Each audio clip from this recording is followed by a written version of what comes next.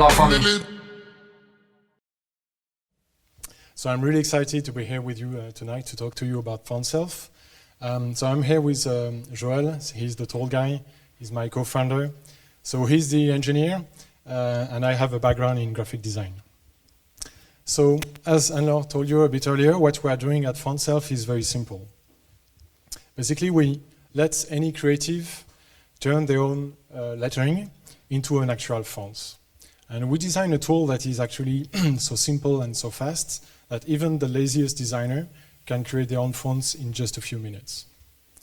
So tonight, I want to tell you a little bit about our backstory and basically how we moved from initially releasing a product which was targeting consumers. It was a free product. And ultimately how, by keeping iterating on the user experience, we actually went up to building a paid product. So you might wonder how the business model and the user experience can be linked, and that's what I'm going to talk tonight. So it all started about 10 years ago. So I was working with a graphic designer, a type designer, and a developer, and we wanted to do a very small experiment. And that experiment was to build font creation tools, but by forgetting everything we knew about the existing type making tools. And just to explain you, and just to give you some perspective, I just want to ask you a question. Who among you ever, wished or dreamed he could create his own font? Anyone? Okay, so maybe 1/3 of the audience. And who actually managed to create a font? Okay, 3 people. So I hope you're going to enjoy what you see next. But basically, that's exactly. And for those of you who have never experienced font creation, actually the first time you would use a traditional font creation tool, this is what it feels like. So you open a complex tool, you have a lot of buttons, you don't know where to start with, and we think this is one of the reasons that put off a lot of people from creating their own fonts. But there's also something that bothers us, is that whenever you create some lettering in real life, you will use any kind of tool. So you might have colors, you might have different shapes, and when you actually turn this into a font, this is how it looks. So as a creative, maybe we can do things in a better way. So our starting point was to say, okay, let's try to be as creative as we want for designing our own lettering. So you might use pencil, you might use paints, whatever. Start doing what you want to do. And then we started scanning these kind of letters. And for instance, here you can see something that we did with a airbrush and a stencil. And you start seeing some kind of grain and textures that usually are lost when you turn them into fonts. So these were the stuff that we wanted to actually display on screen. But since there was no tools and technologies to make it happen, basically we designed it ourselves. So we built a font editor, where we would actually import each letter, each image, and associate it with a specific character. So once we had the whole alphabet built, we then needed a tool to display all these different characters. And once again, we had to rebuild a new text engine to display these characters. So in the beginning, when you start creating new technologies, sometimes it doesn't work very well. But at some point, we started getting interesting results. So the text you see here was entirely, each letter was hand-drawn, but the whole text was completely digital. And the cool thing about, designing your own tool and being able to capture what people really draw is that you can also capture colors and design layouts that are still not really possible with the existing tools. So as an experiment, it was, creatively very positive. But when we looked at how much time and processes we had to actually make it happen, it was pretty awful. Because we started beginning our rendering engine in a 3D package. So actually each letter was a small object in a 3D space, and then we put them all together. Then we had to build the font creation tool in Flash. Then since these fonts were not compatible with Photoshop or InDesign, we actually had to run scripts within these tools and make back and forth scripts. So basically it would take a whole day to create a font. It would take 1 hour for Photoshop to render just a small text. So it was really an awful experience. So sure, the UX really sucked, but the result was so cool, so we said, okay, let's bring this to the world and find a way to make it really seamless for any creative to design their own fonts. So it took us a couple of years. We raised money, we went in startup mode, we built a team, and we decided to do something that was not really expected in the type world, which was to decide to do something which would be targeting consumers, because we really wanted to bring font creation to anyone, and we wanted to do it on the web. And also we decided to release it as a free product, because we really believe in the bigger picture, that if you empower a lot of people, some really cool stuff will happen. So the first product that we launched was called Fontself Creator. So it was a tool that you could use directly from the website. And basically you just had to print a paper template that you would fill with your own handwriting or any kind of creative lettering. You would scan it, upload it on our website, and basically within just a couple of clicks, our application would analyze each of your letters and create a font that you could very easily start editing directly from the browser. So it got some traction. We had about 100,000 people who started creating their own fonts. But since we had this very specific rendering technology to display the grains, the colors, we actually had to build the technologies to make it run within other applications. And we made different tools, and including partnerships with different companies. And the biggest product was actually an integration within Yahoo Mail. So you could send your own emails, either with some creative fonts or even by using your own personal font. So again, we had some traction. This was quite cool. But when you looked at the user experience, again, we understood that something was not the most user-friendly. So you had to have a printer and a scanner. Back in the old days, there were no combo devices. You needed to go to our website to create your fonts, and then you needed to find on which other sites you could eventually use the fonts. So again, the experience was not optimal. And then we also understood that building a business, that we had failed in many different ways. We tried to do too many things. Building new technologies, building new products, building partnerships with big companies. This was really killing us as a first-time startup. And more ultimately, we didn't spend enough time with the end users. So, with all of that, we tried to push the envelope for a couple of years. But basically, at some point, we had to close the company because this was not anymore viable. So, the story could have stopped here. But sometimes, you think about, everything you've tried and where you failed. And you think maybe we should try to do it differently. And this time, try to do everything we had not done before. And basically, it was, start by really taking time to speak to your customers, try to bring value in a very specific and narrow product, and ultimately monetize it, because you know that people who will engage will really be into this product. So that's how we decided to step in at that point. And we did one thing that I guess is probably the most important when you are running a business, is to spend a lot of time talking to your customers, because they will tell you exactly what they need, and you will, the solution will come from themselves. And in our case, what most creatives told us was that, nowadays they have a phone that is replacing the scanner. They already have their creative tools like Photoshop and Illustrator, and they don't have the time or even the will to figure how font creation tools work. So is it desperate? We didn't think so, but what was really interesting is that, okay, maybe we don't want to change their existing workflow, but what if we could actually bring font creation within their existing tools? So this was an idea that we thought, and with Joel, we started thinking that this was worth it. And so for a couple of months, we did some research and development. So we tried to hack Illustrator so that we could bring font creation within Illustrator.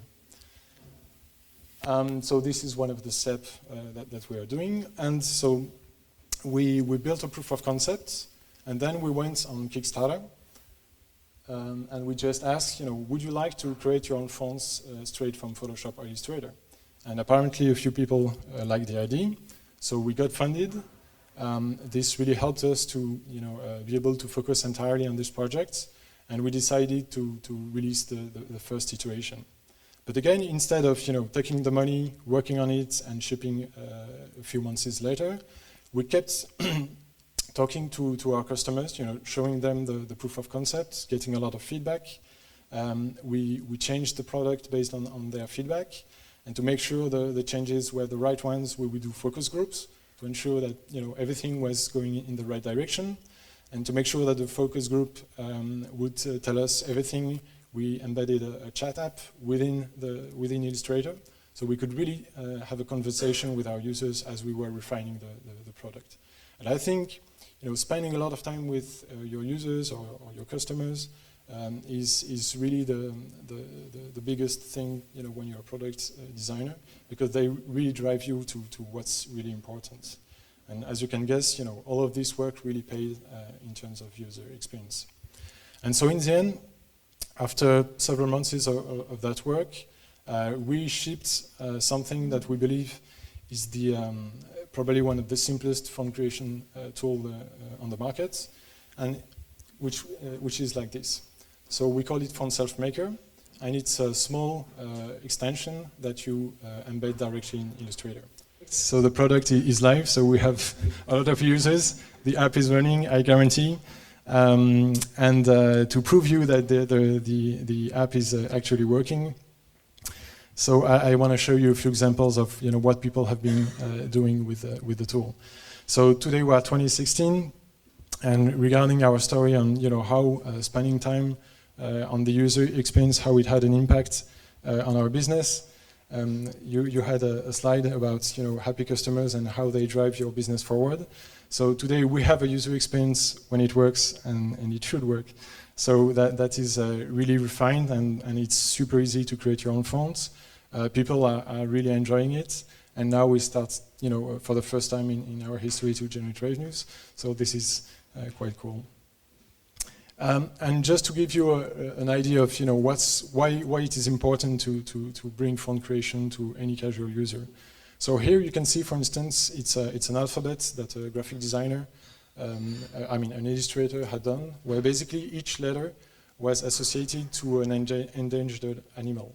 So each letter would have the textures, the characteristic of that animal.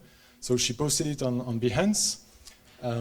And when we saw this, we were like, oh, this is the exact kind of creation that we would love to see as a font we would like to use.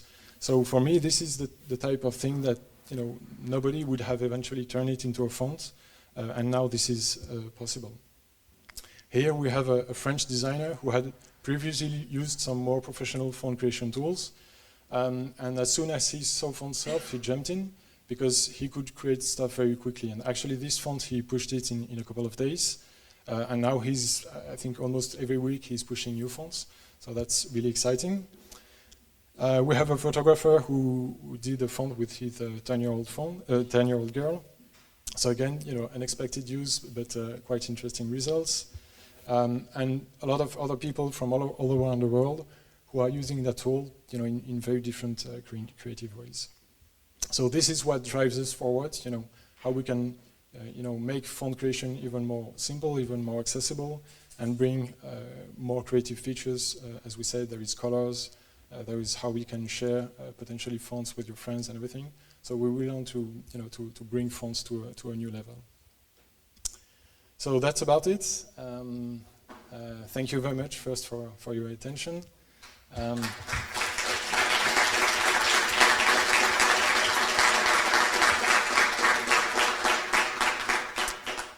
Two very quick questions.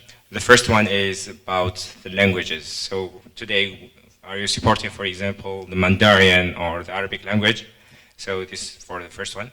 And the second one is, just by curiosity, I want to know how many consumers do you have today? Yeah.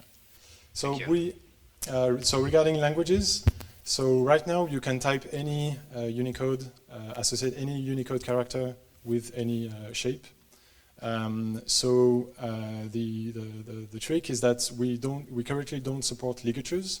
So if you have a language that supports that requires ligatures, you can edit. So ligatures for most people, it's like when you have two letters that are replaced by something different. So OE, for instance, for an F, you replace it with O and E that are linked together. So some languages require specific features, or if you do from right to left languages. So potentially we will get there at some point. You could try it on any language, and I'm curious to know if it works with other languages. So for Latin-based languages, it works. For the rest, we will keep working on it, for sure. And for the second question, which was? How many users? How many users? So yeah, we basically passed, I think, about 1,000 users so far. Hi. Yeah. I think it's a very interesting tool. Thank you for the presentation. Yeah, I made some study in graphic design, and if I discovered your tool a few years ago, it would be very nice. And I just want to know if your tool is also good for professional use, because it seems that your program is very centered in the drawing part. Yeah. But a big part in typography work is, I don't know the work in English, but work about interlettrage, you know, the space between letters. Yeah. And just want to know that. So actually that's a very good question. So one of the key, so typically the question is, how far does Fontself stand, compared to other professional tools? So Fontself is not a tool for professional font designers. I don't think it will ever be. But what we are trying to do is to simplify font creation and complex editing features that are existing in professional tools, and to make them either transparent or automatic, so that you wouldn't even have to think about it. So a lot of professional designers, they need specific tools, as you mentioned, spacing two very specific characters together, and they will do it either manually or running scripts. These are the kind of additional features that we want to bring in, and we believe that we can bring in a tool as simple as Fontself, but only if you automate them so that they become transparent for the end user. So, but actually, we've had some professional designers who use Fontself just to drag and drop, tens of characters, export an open type font, and then they would import it in a more professional tool where they can really control. So we really believe that Fontself can be, like an entry point for people who are interested in typography, because you don't need to learn anything to start creating your own fonts. But if you really want to go in the tiny details of making professional fonts, then you will need more sophisticated tools. You have mentioned that you have a successful Kickstarter campaign. Can you share your experience with Kickstarter and some takeaways on how to create a potentially successful Kickstarter campaign? Because the way I see it, a successful Kickstarter campaign is not, you can create a successful Kickstarter campaign only by having a nice product. You need to also do some other things. Yeah. So as you mentioned, succeeding Kickstarter, and so I did it in October 2015. For me, it was already like it's impossible to do a successful Kickstarter because there are so many projects out there. I think it's really important just to be realistic in your goals. So if you are looking for $5,000 for doing a book, you can make it happen, but you need to be realistic with what you have, what you need, and what is the audience that you can touch. But you can run a successful project with just a handful of backers, and so I think that's the first point, is to be realistic about that. And the second part is, for sure, you need to go out and talk about your product. And for instance, in my case, we worked several months before the campaign, but just to promote the campaign was a full-time job, maybe a month before the campaign, and through the campaign, and even after the campaign. So this is something that, to make sure that people will learn and like your product, you need to go out meet the right people, talk to them, show them what you are doing. And this is something that you just have to do. And if you do it and you listen to what people tell you and they get enthusiastic about it, there is no reason why they wouldn't support you, from real life conversation and then moving on to Kickstarter. So try to talk to as many people, get as much feedback as you can before you go on Kickstarter. Because again, it's these people who will tell you what they love in your product, how you should talk about it. And ultimately, I think, winning a Kickstarter, probably half of the work is done before the Kickstarter. Because you are really well prepared and you talk to people who will be eventually on the platform. So I don't know if it's helping. Yeah. Hi, thanks. You've been speaking about customer feedback, but my question is, how did you get the feedback? Did you send out customer satisfaction forms, or did you talk to lots of people? How did you get the feedback? We did everything. We did everything and many times and again and again and again, and we'll keep doing it. Because in each context, whether you have a one-on-one talk with a client, an existing client or a prospective customer, the first time, the second time, the third time, you will always learn new things. You need to learn from the people that you already work with. So if you can make face-to-face conversation, that's the best. In some contexts, for instance, when we had 600 or 700 backers, I wanted to learn about them, so I sent a type form to learn more about all of them. I think you need to try everything because each time you will learn different things at different scale. Obviously, a customer survey will give you a broad view of all your different customers, what they tell you. But if you ask them very open questions, they will, each of them will tell you something very interesting. So, get as much feedback as you can on Facebook, Twitter, go wherever you feel comfortable to. But yeah, for me, the lesson was, don't build until you are confident that you can do, that it will be meaningful to people. So I would say, even when you're a product person, you want to spend all your time designing stuff and thinking cool new ideas. So you need to force yourself to, maybe you do half of your day working on a product and half of the rest of the day, talking to people. I guess that's essential for succeeding. When is expected the Photoshop release? Okay, so Photoshop, so it will be this year. I cannot give you more precise details, but it will be interesting when we can release something on Photoshop for many reasons. I can't wait to talk about this. But it will come, for sure. Photoshop will have its plugin.